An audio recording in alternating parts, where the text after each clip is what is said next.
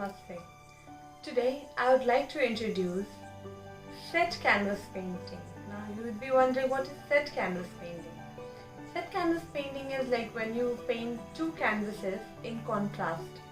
So if you keep one canvas as a plain textured background, the other one will be textured.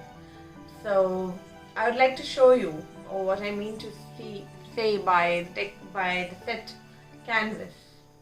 So this introducing my set canvases. So this is the set canvas.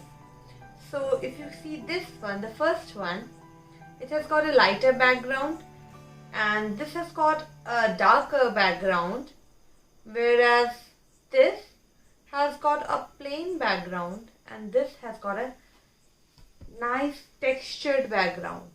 So this is the difference. So but the theme and the concept is still the same.